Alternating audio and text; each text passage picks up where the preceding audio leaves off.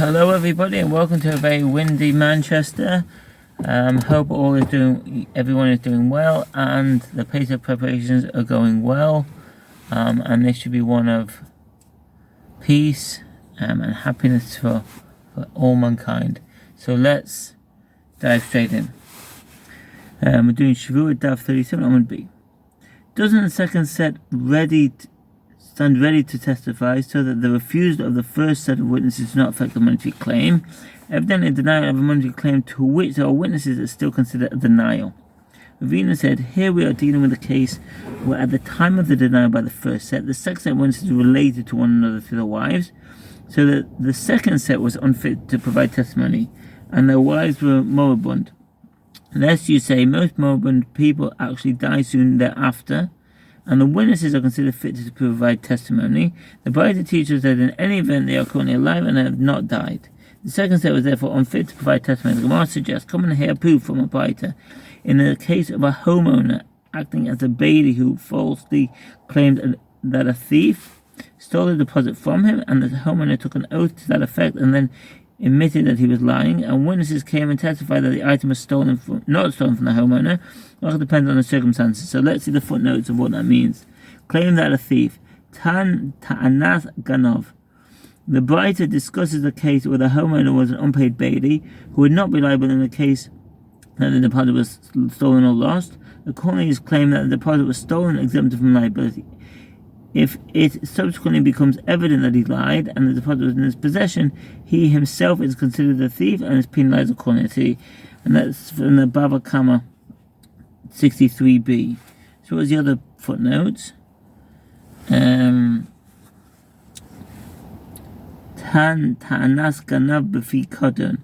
Claims a thief stole a deposit. If a bailey claims that the deposit was stolen and he takes a false oath to that effect, he is liable to repay the principal with additional 1/5 and to bring a guilt offering.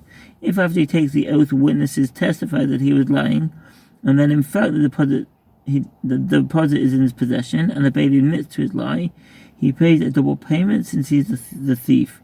He does not pay the additional 1/5, nor does he bring an offering. And that's the Ram Sefer Aflo Hechshvud 1:9, Sefer Nezikin Hilchot Geneva 4:1, Hilchot Gezeda Vaveda 7:8.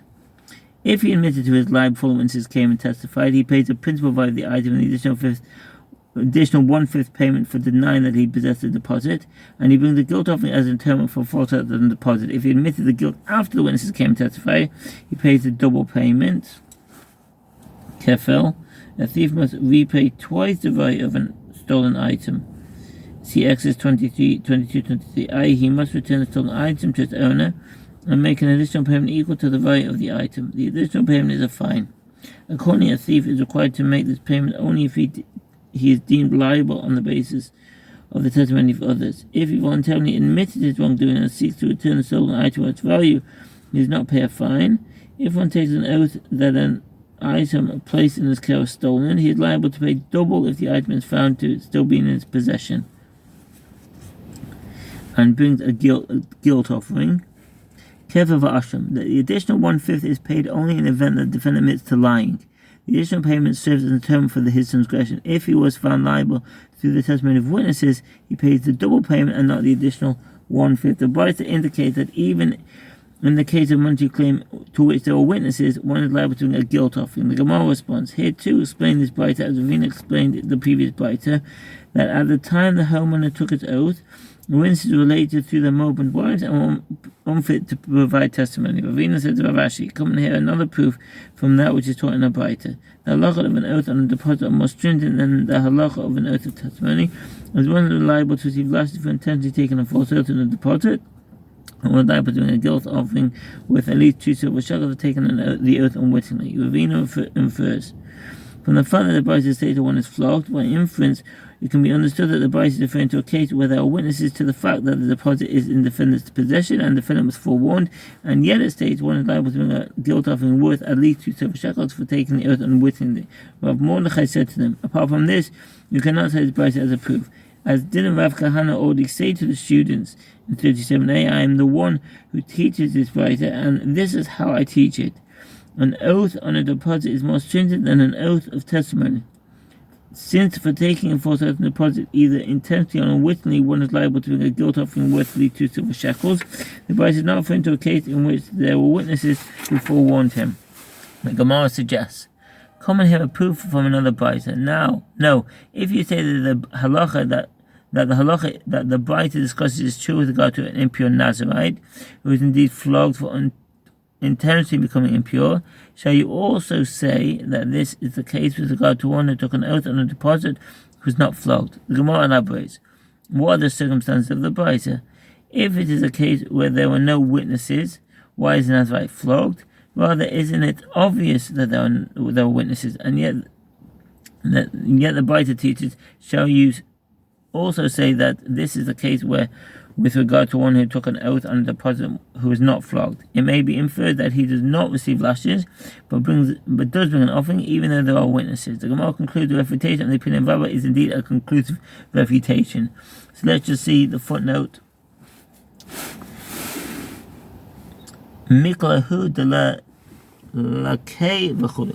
If one intentionally takes a false oath on a deposit, even if witnesses forewarned him against taking the oath, he is liable only to bring a guilt offering and does not receive lashes. Shevuot 7:8 Mishnah there.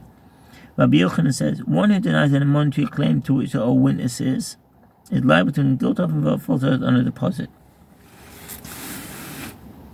If one borrowed money in the presence of witnesses and subsequently took a false oath denying the debt, he is liable for a false oath on a deposit, since his denial served to exempt him from payment, even though the testimony of the witnesses could deem him liable to pay. Nevertheless, he is liable for taking a false oath, since his denial benefited him in the interim, and it is conceivable that the witnesses will not testify, or that they will be disqualified from testifying, or that their testimony will be invalidated. This is in accordance with the opinion of Rabbi Yochanan, Rambam Sefer Hafla, Shevuot 8:14. Is liable to bring a guilt offering for the false oath on a deposit. But if he denies the debt concerning which there is a promissory note, difficulty addressed here is also raised in the Jewish Talmud, and a different explanation is presented for the reason of Rabbi Yochanan. Witnesses may forget their testimony, while the contents of a promissory note remain. Accordingly, even if the defendant is aware that there are witnesses, his denial is considered denial of a monetary claim. In this manner, the opinion in the Jewish Talmud will also explain why, according to Rabbi Yochanan, the first set of witnesses is liable in the case of the Mishnah cited earlier in 37a, where there are two sets of witnesses to a single claim. He is liable to bring a guilt offering for false oath. I've said that. But if he denies that concerning in which there is a promissory note, is exempt. Rav Papa said, what is the reason of Rabbi Yochanan? It occurs that witnesses die, and it is therefore possible that he would not be found liable through the testimony, but he is therefore considered to have denied the monetary claim. By conduct, promissory note remains in place, denial would never have exempted him from payment. Rav Huna, son of Rabbi Yeshua, said to Rav Papa, this cannot be the reason of Rabbi Yochanan, as it also occurs that a promissory note becomes lost. Shtar Shibud Karkos. Tosfos raised a difficulty with regard to Rabbi Yochanan's distinction between witnesses and promissory note. Rabbi Yochanan is among those who hold that by Torah law every debt generates a lien on the debtor's land. See Bava Batra on the 75b. The sage revoked the lien for loans that are recorded in a promissory note in order to protect one who purchased land from the debtor. Nevertheless, it remains the case that all debts are at least in principle related to a lien or on land, and should therefore be exempt from the halacha of an oath on a deposit. Accordingly, it appears that there is no conceivable scenario in which the halacha of an oath on a deposit, an oath of testimony, and an oath of one who makes a partial admission apply, as they all refer to debts of some sort and are consequently oaths about claims concerning land. Tosfot suggests that, according to Rabbi Yochanan, these halachot would apply in a case where the lender explicitly forgoes his right to a lien. Tosfot arose as the case where the bride does not own land. The Midrash explains that by Torah law, a debt is considered to have a lien only when where the witnesses are available to testify, or there is a promissory note, so that the creditor could appropriate the land from someone who bought the land from the debtor. If there are no witnesses, or even if they are not available, there is no lien, and it can be subject to an oath. See the Ramban. Rav Huna, son of Rabbi Yeshua, said, this is the reason Rabbi Yochanan. It is because a promissory note comprises a lien on land. Although this statement of Rabbi Yochanan was stated with regard to an oath on a deposit, it is assumed that the halacha would be the same in the case of an oath of testimony. In the same manner that the Gemara you behold the halacha that an oath of testimony only applies to a monetary claim from the fact that this is the halacha with regard to an oath on a deposit. See the Megash. This assumption is also the basis of Yomin suggesting that the dispute between Rabbi Yochanan and Rabbi Elazar is connected to the dispute between Rabbi Elazar and the rabbis with regard to returning stolen property. Since the obligation to bring an offering for a false oath on a deposit is discussed in the same passage, discusses the halacha of a robber in Leviticus chapter 5.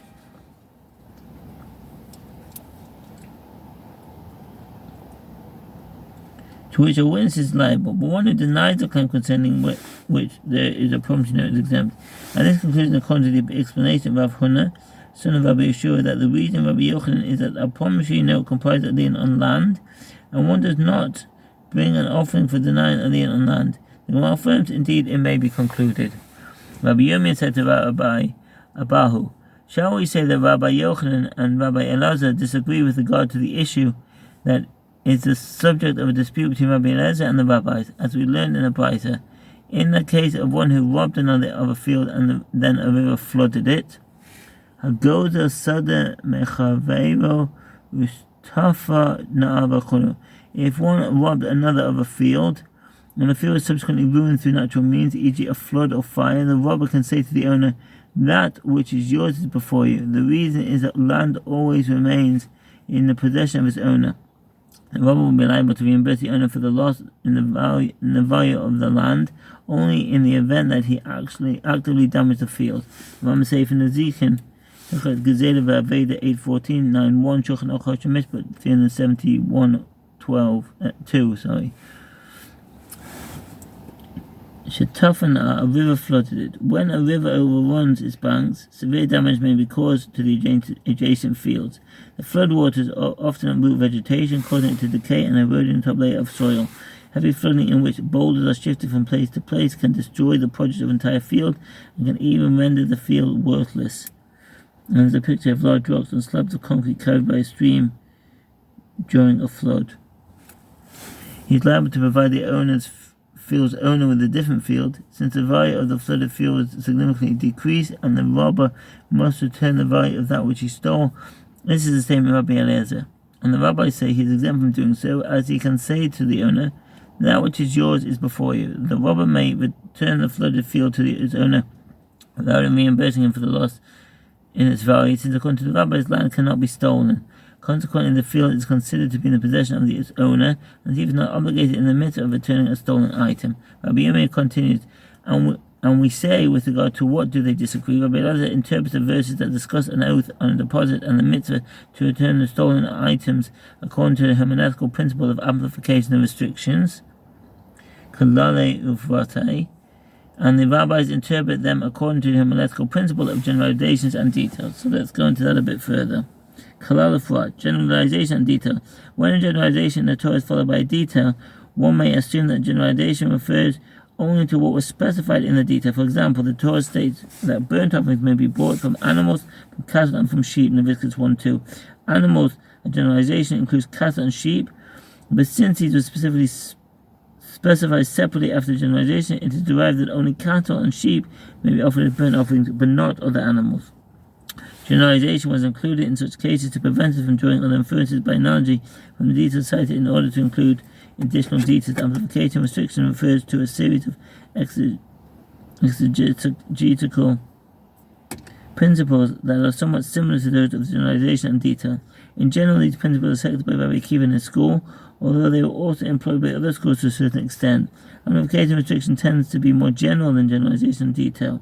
The restriction restricts the amplification only minimally and excludes only terms that differ radically from it. Unlike the detail, the restriction is considered an example of a generalization connection with which it appears, but rather a defining feature that limits the amplification. Consequently, when amplification followed by a restriction, and the two expressions are then followed by another amplification, the only items excluded from the amplification are those that totally differ from the restriction. He explained, Rabbi Elazar interprets the verses. If anyone sin and commit a trespass against the Lord, and deal falsely with his neighbor in a matter of deposit or of pledge or of robbery, or have oppressed his neighbor, or of anything about which he has sworn falsely, he shall restore it in full. Leviticus 5:21-24. According to the hermeneutical principle of amplification and restrictions, the phrase "if anyone sin and commit a trespass against the Lord and deal falsely with his neighbor" amplified the halacha. When the verse states, "in a matter of deposit or pledge," it has restricted the halacha to a case of a deposit. When the verse then states, "or of anything about which he has sworn falsely, he shall restore it in full," it has then amplified the halacha again. Accordingly, as the Torah amplified and then restricted and then amplified again, it has amplified the halacha to include everything except for the specific matter excluded by the restriction. What is included due to the fact that the verse has amplified the halacha? The verse has amplified the halacha to include everything that one steals. And what is excluded due to the fact that the verse restricted the halacha? It restricted the halacha to exclude financial documents.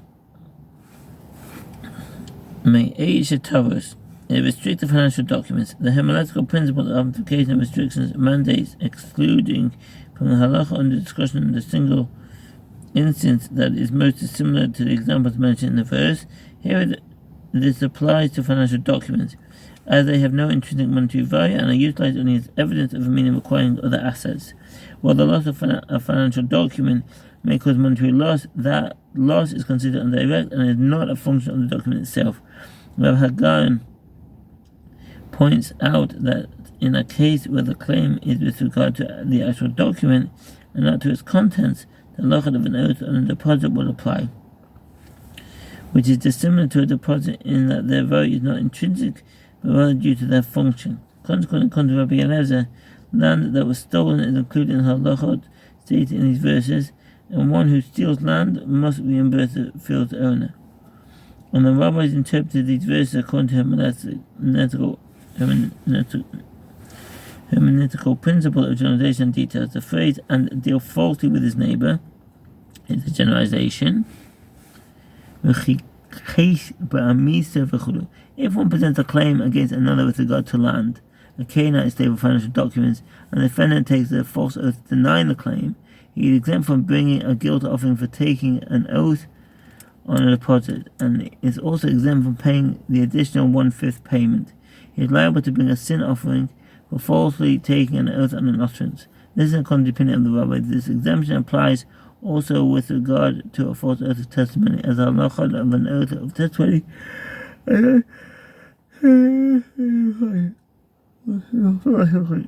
Shevuot 8:3-4-393 Sefer Nedichim Hechel Gezela Aveda 8:14 is a generalization, while the subsequent phrase "in a matter of deposit or of pledge or of robbery" is a detail. When the verse then states "or of anything about which he has sworn falsely, he can restore it in full," it is then generalized again. In the case of generalization, a detail and a generalization, you may introduce the verse referring only to items similar to the detail. Accordingly, just as the detail is the deposit explicitly a case of movable property and has intrinsic monetary value, so too the verses include anything that is movable property and has intrinsic monetary value. Consequently, land has been excluded, as this is not movable property. Canaanite states have been excluded, as they are compared to land with regard to many areas of halacha.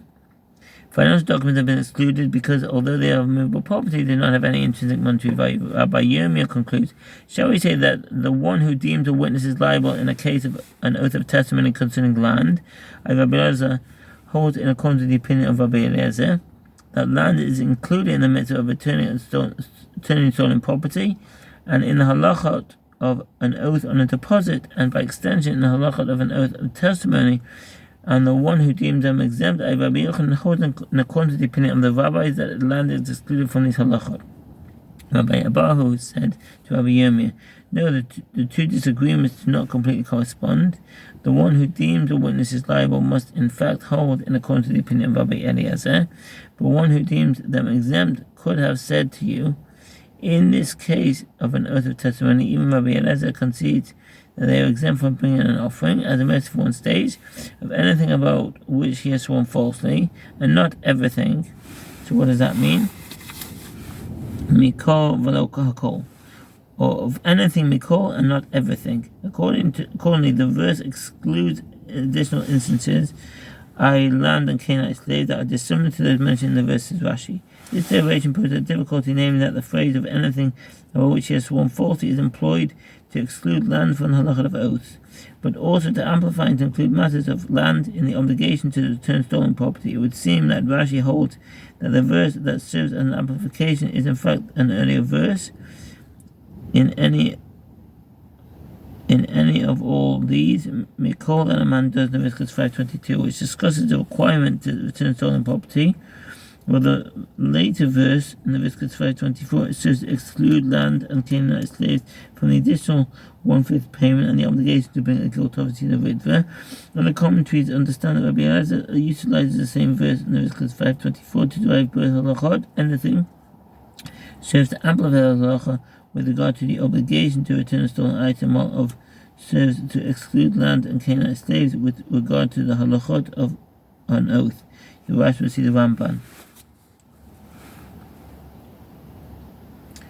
about which he has sworn falsely. The verse indicates that only certain items are included in the halachot of an oath of testimony, therefore land are excluded, since it is dissimilar to the specific instances mentioned in the verse. Rav Papa said the name of Rava.